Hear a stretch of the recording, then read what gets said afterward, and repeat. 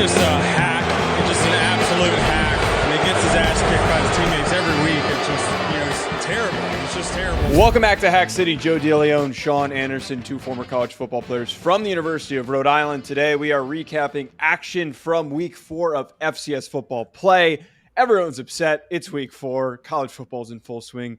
We're so happy. Ironically, Sean, today we joined the show and you're the one in the bad mood, and somehow I'm the one who's not really in the bad mood after my team lost just in the most disrespectfully disappointing fashion. I'm talking about Notre Dame, and you're the one in the bad mood because the Falcons lost. So is it maybe just a timing-based thing that I've kind of recovered already and I'm used to this? A little bit. Yeah, I'm in a sour mood. I am not gonna lie. I want to talk FC. I'm not gonna pollute the FCS show with my thoughts on the Atlanta Falcons. I refuse to do that, but they have put me in a mood that I haven't felt in a while. This is not in a while have I been this angry. And I had to go take a ride in my car because I knew I was going to say something really mean to my friends. I had to go get some air and take a ride before I started losing myself. And I knew I would have lost it on the show with you had I not taken 20 minutes to decompress because I was ready. I try to stay a little bit cool, calm, and collected, as it were. But today, we're pretty close. Well, you made the mistake of putting any faith of positive outcome for a team that has Desmond Ridder as its starting quarterback. But I digress. Let's not spend too much time talking about an NFL because this is not an NFL pod. This is an FCS football podcast. We're going to be talking about Idaho, Sac State. That one's going to probably dominate the discussion because it was the easiest one to get eyes on. We're going to talk a little bit about Eastern Washington, UC Davis. And then we're also going to hit the headlines from the box scores as we always do. Before we get to that though, Sean, I broke even on BetOnline this weekend. I did decently. Actually, I made $3. I was in the green by $3. I had a lot of really good bets that hit, but I got screwed by Ole Miss. I got screwed by LSU just laying the fattest egg that they could have possibly have laid against a team that they should have won by 30 points. I don't know how was your betting. I don't want to rub it in this week if you did poorly. I think I came out 7 units positive. So it was a better weekend. It could have been a great weekend, but somebody decided to spoil that. But BetOnline is where you want to, if you want to have that perfect weekend where your bets are hitting and then you carries over to Sunday and you watch your team play and they don't piss all down their legs and disappoint their fans and look like they've never played football before with a person that claims that he plays quarterback, but we all know he really can't. Like if you want to have that perfect weekend where you have a team that isn't starting a quarterback, that is outside of the top 50 quarterbacks in the NFL after you made your bets on BetOnline the Saturday before, then go to BetOnline. That's how you have a perfect weekend. Have a quarterback that doesn't stink, and then hit some overs and unders in college football because they're coming, baby. Week 1 all the way to college football season and the Super Bowl. BetOnline gives you access to the best football promotions and contests available anywhere online. Head to the website today or use your mobile device to get in on the action. Remember to use our promo code BLEAV, that's BLEAV, to receive your 50% welcome bonus on your first deposit. BetOnline, where the game starts. I had a great night, and this is the last thing I'll say. I had a great night gambling in a casino. This was my best gambling weekend in a while, definitely of 2023. Are you talking about Friday? Ruined. You're talking about Friday, right? Yes. Again, stop. You shouldn't. Ruined. You're doing this to yourself. I have removed all positive expectations for the New York Giants. I didn't have any positive. I had no positive. I just had, don't embarrass me. Look confident. Look like you got a little bit better since the last week. And they didn't. And I got to sit here and I got to look at this stupid hat. And I got to say, I just can't. Why do you own that? That's the worst hat ever. It was a gift. And I look at it and I can't have it in my room anymore. I can't have him. I lost my headphones. Let me plug them back in. Okay. We're all praying for Sean. I hate this team. While Sean's plugging in his headphones, we're all praying for his mental sanity. Some FCS fans going to be a little upset from the outcomes this past weekend. But if you're a Montana State fan, you feel completely vindicated with their victory over Weber State, 40-0. Talk about a drubbing. They were not messing around. We had a few Montana State fans that have tagged us in a couple of the box scores, the graphics. God, Montana State looks so good.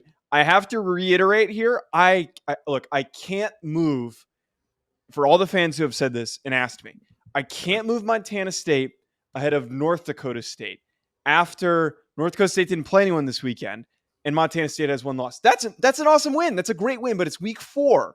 So I'll move them up eventually, but I'm not going to rush to move stuff when a team has one loss. So Montana State fans, just relax a little bit, but still, hell of a game, hell of a win.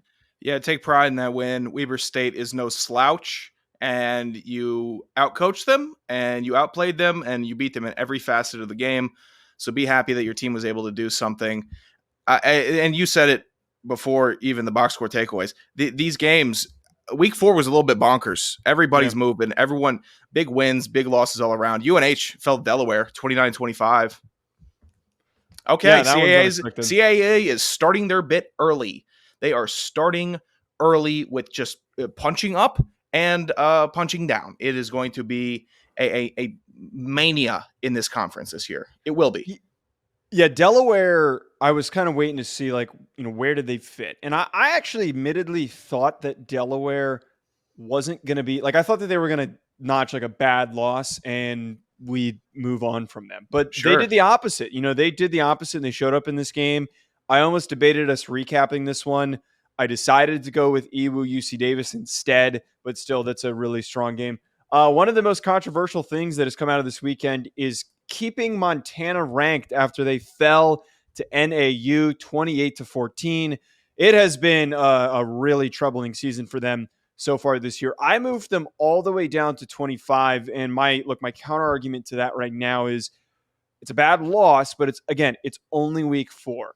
I want to see what they do next week. If they have a really good win and they put up a lot of points, I don't know who they're playing off the top of my head. I'm going to check in a second. But if they look good, then I'm going to keep them. But if they look bad again, I'm just going to remove them. I just am not a fan of if I have a team at 12 or 13, to completely remove them off my ballot because they had one bad loss. Teams can recover. Yeah, here's my thing looking at this, and I'm going to construct my ballot after this. A lot of processing needs to go into it. There are a lot of big wins. There could be some entries in my top 25 that could boot Montana out. I'm looking at that definitely could.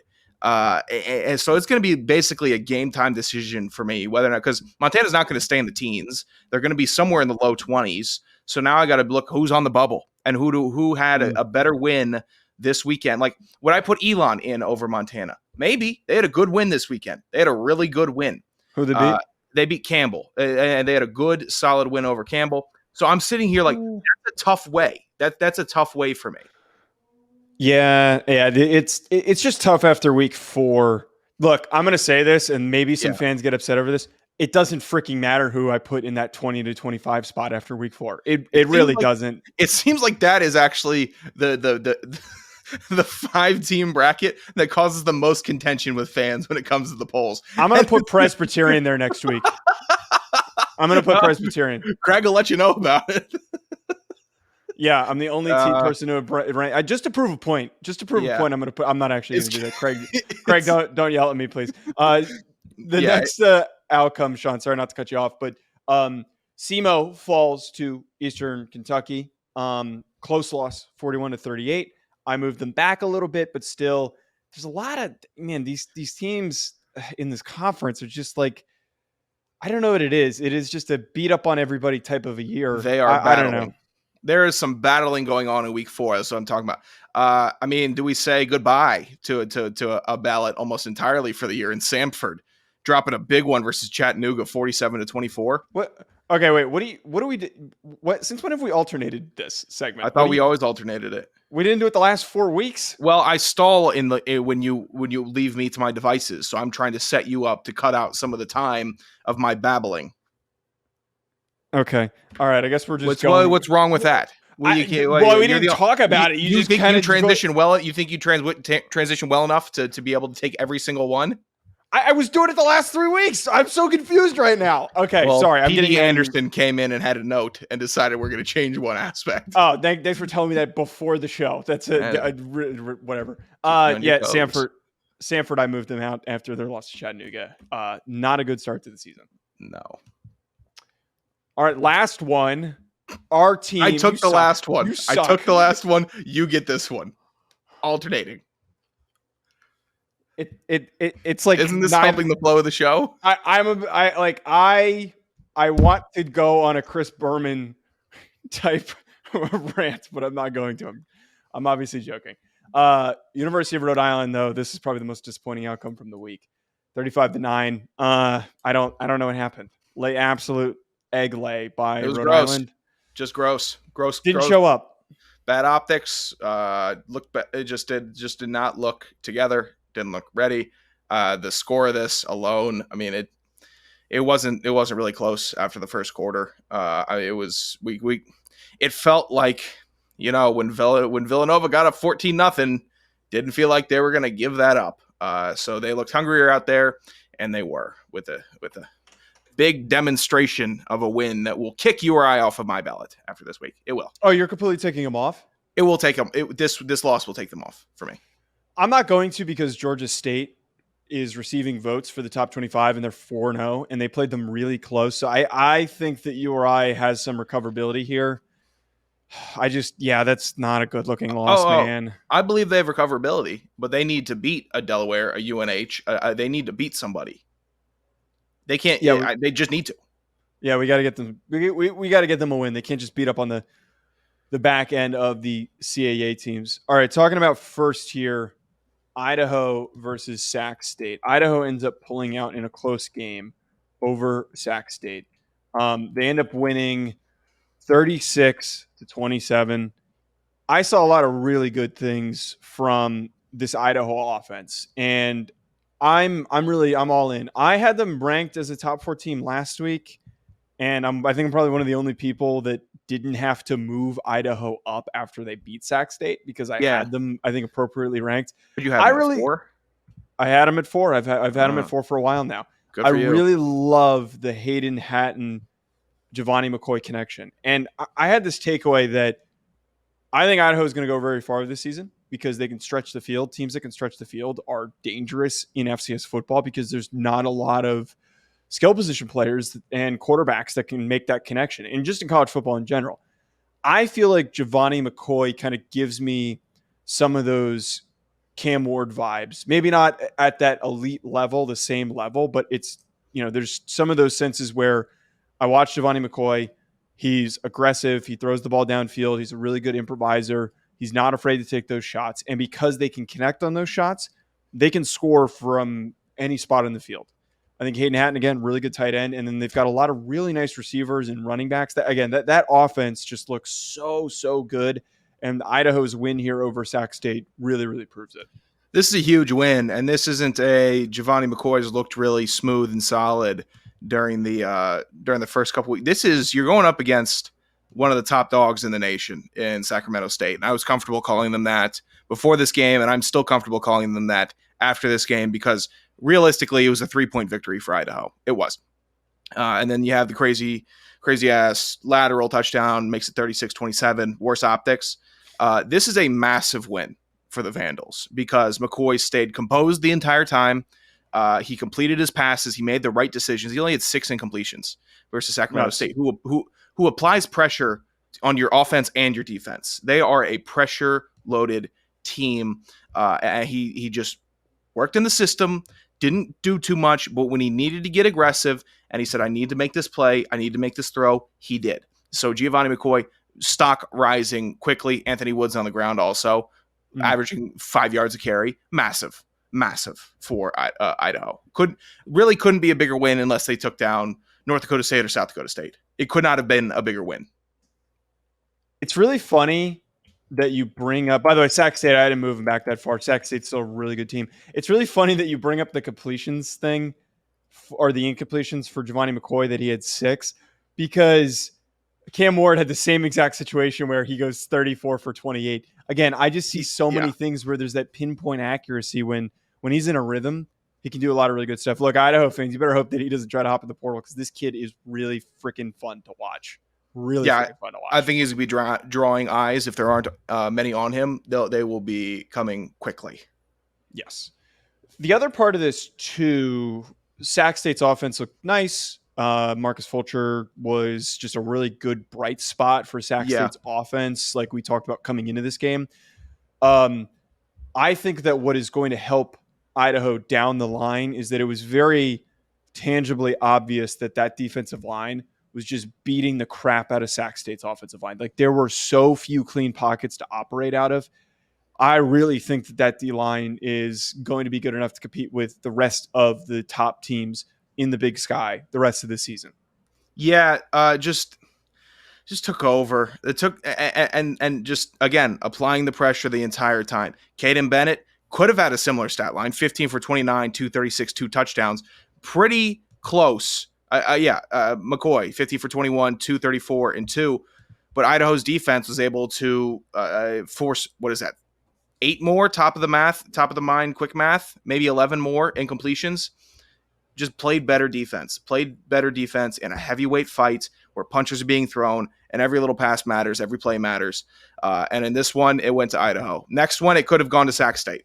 It definitely could have. If these two teams could play 10 times in a season, I'd love to see who gets to 6 first. I would love to, because they are just battlers out there on both teams. Very exciting, very good game for the FCS in this week.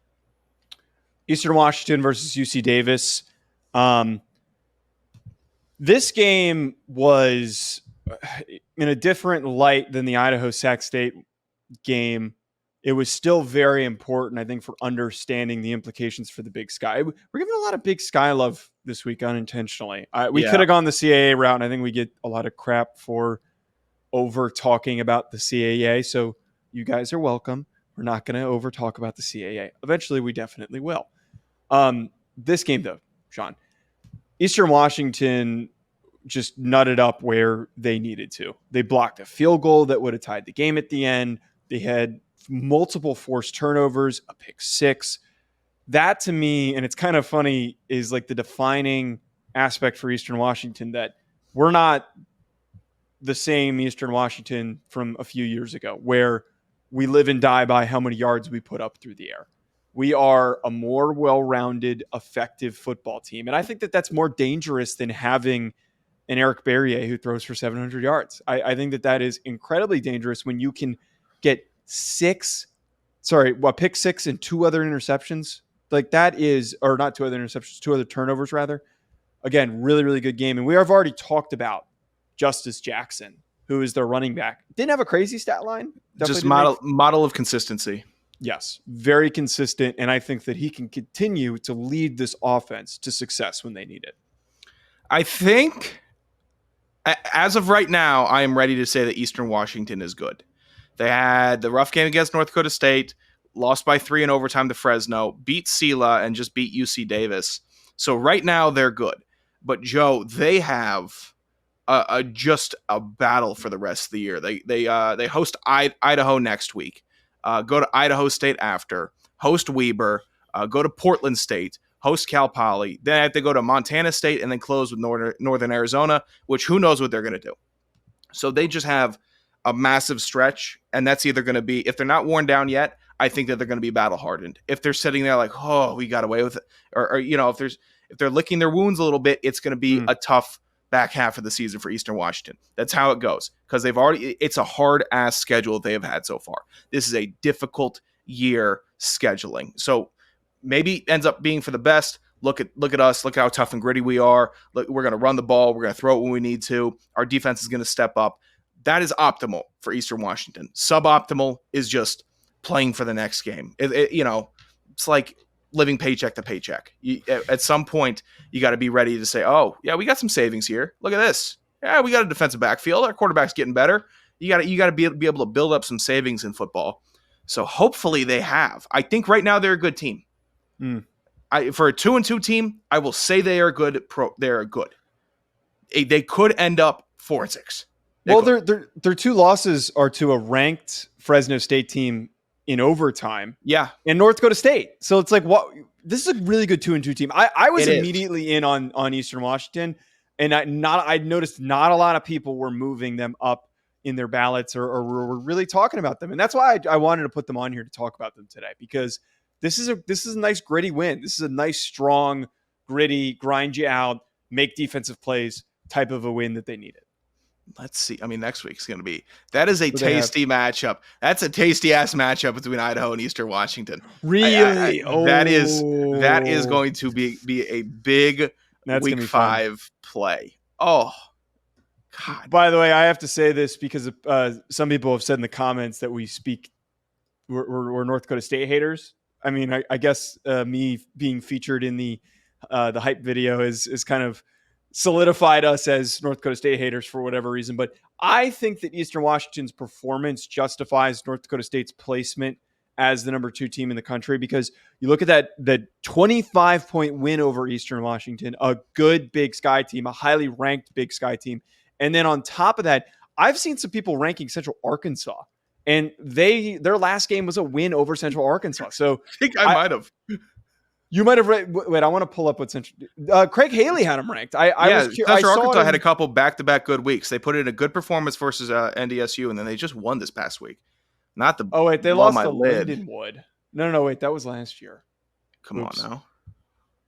They lost by a close-ish game to Oklahoma State. They put 70-2 against Texas College, and then there was that loss to 52-17 over ACU. And ACU this is weird. We're at this weird point where it's like we got the big map with all the lines on it. It's like big. Oh yeah. Wait. This is. I'm Where telling does that you, one lead?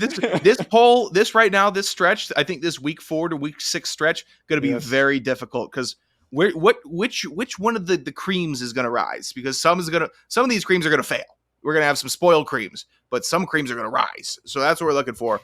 One Central Arkansas player will be included in fat stats as well. One person balled the hell out in that huge win. Speaking of it, you want to see? I remember this time. You want to hit us with the fat stats? Oh yeah, that'd be great. Did you not total up the FCS? Oh, that's next time. Yeah, we're going to do it for May. Yep. All right, let's get into it. Butler running back, Jaron Mitchell, 28 rushes, 238 yards, 3 touchdowns. I'm looking for some wide receivers. Ooh. It's been a lot of quarterbacks and running backs this season in FC estimates. There's been a couple wide receiver games that have popped off, but not really as much. Just trending a lot towards the running game. St. Thomas running back Sean Shipman also in the 200-yard club, 16 carries, 204 yards, 2 touchdowns. Villanova's Connor Watkins, 8 for 14 passing, 166 yards through the air, 1 pick, but he had 10 carries for 113 yards and 3 touchdowns on the ground, decimating the Rhode Island Rams. First time I think a player from this school has ever. God, I get through this segment. Sorry. I think the first ever from Western Carolina. Cole Gonzalez, quarterback, 14 for 16, 299 yards, 5 touchdowns. You got to rank them, Joe. Eastern Illinois' MJ Flowers, 37 carries. 37 carries is fat by itself. 272 yards, a touchdown, and 26 receiving yards. Hard to beat that. Missouri State's Jacob Clark threw the ball 26 times, completed it 19 times. 414 yards, 5 touchdowns through the air. NC Central quarterback Walker Harris, 17 for 28, 263 yards, 5 touchdowns, and tacking on 32 yards on the ground as well. Elon's running back Jalen Hampton popped the hell off, 33 carries, 169 yards, 4 touchdowns in the drubbing of Campbell. It was a better game than a drubbing, but that carried them to the win. SEMO quarterback Paxton DeLeone, 31 for 43, 358 yards, 3 touchdowns, and 2 rushing touchdowns. Central Arkansas had some representation here with Shunderick Powell. I think it's second time on the list this year. That is an awesome running back name. 23 carries, 256 yards, a touchdown. He also had 3 catches for 25 yards and a receiving touchdown. UT Martin running back Sam Franklin, 32 carries, 221 yards, 2 touchdowns. And to close it out, UC Davis running back Lan Larison. Deciding if that's a good name or a rough name. 22 carries. It's a good name. 255 yards and a tud. Joseph, do you have one that stands out to you as being pretty fat? Yeah, I mean, you started off with the best one. Are you kidding me? Butler's Jaron Mitchell, 28 rushes for 238 yards and 3 touchdowns. I don't know. I'm a yardage guy. I think that some people have started to realize this. I'm a big yardage guy. I think that touchdowns are nice, but they're deceptive in single. We're talking about full season total. It's a little different. But when we're talking about in game, it's a little different because like you could, like a really bad game can get completely made up by like a bunch of red zone touchdowns, and like you could mess up the whole rest of the way. Your offense could just set you up for a couple of just like layup touchdowns. So I'm gonna go with the yardage. You gotta grind it out for 28 for 238. Are you kidding me? I gotcha. All right, so Joe's going with the yardage. I am also going with the yardage. The more yardage because Joe's dumb. MJ Flowers, 272 yards. Yep. Thank you. I'm going with that. And then we're gonna tack on another 26. That's 300 yards. That's 298 yards. So I'll take it. 37 carries. I like that also. That's nice and grimy. That's a lot of feeding the back. So good fat stats this week. Good fat stats. Not getting a ton through the air, but I guess running backs are in this year. Running the game, running the ball is big in the FCS through 4 weeks. I quickly tallied up FC estimates, and we'll do a recount for the next show just to double check. But off of my very quick analysis, you went 2 and 10, and I went 5 for 10. 2 for 10 and 5 for 10. Let me just do a quick little. The only ones. Oh no, sorry. You went 3 for 10. You got Elon, you got Furman, and you got Montana State. Why did I take UC Davis? I don't think I typed that in. You must have switched that. Okay, you stink. At Joe DeLeone, at Sanderson Radio. Thanks for tuning in, folks. We'll be back.